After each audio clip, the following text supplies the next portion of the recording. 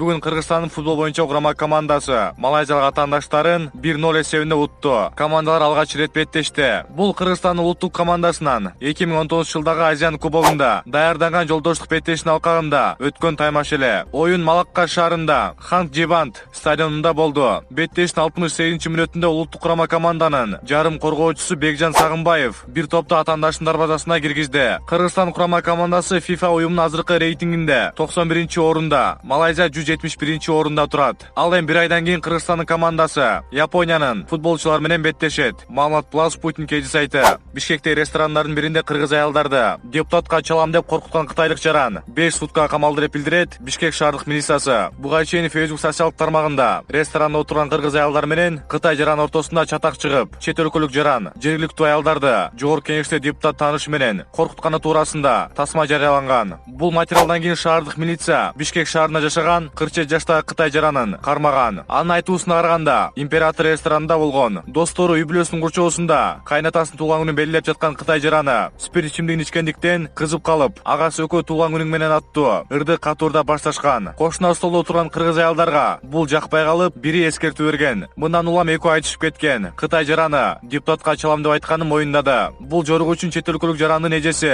аялдардан кечирим сураган. Ресторанын администрациясы чатакты ырбатпаш үчүн аялдарды башка кабинага алып кеткен деп жазылат маалыматта. Милиция кызматкерлери административдик жоопкерчилик кодексинин 364-беренесине ылайык чогулган материалдарды 1-райондук сотуна жөнөткөн. 16-октябрда райондук сот чатак чыгарган жаранды жана анын агасын 5 суткага камакка алуу тууралуу чечим чыгарды. Маалымат була апрелдик эжи сайты.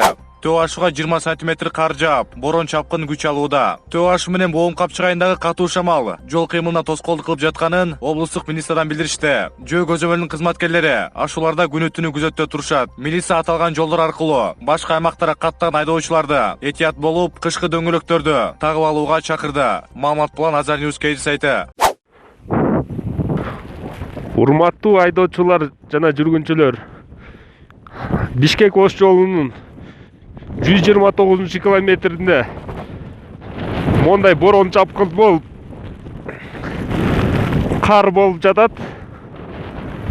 Кардын сантиметри 20 сантиметр, 15 сантиметр бар. Айдоочулардан суранычыбыз кышкы дөңгөлөккө которуп жүргөнгө, жолдон тыгын болбош үчүн кышкы дөңгөлөктөргө которуп айдасаңыздар суранычтар. Жүргүнчүлөргө айтарыбыз күндүз жүрүүгө, кечкисин жол татаал болгонуна караганда. Суусамыр өрөөнү, төө ашуу, ала бел кар катуу жаап жатат. Шамал, борон болуп атат.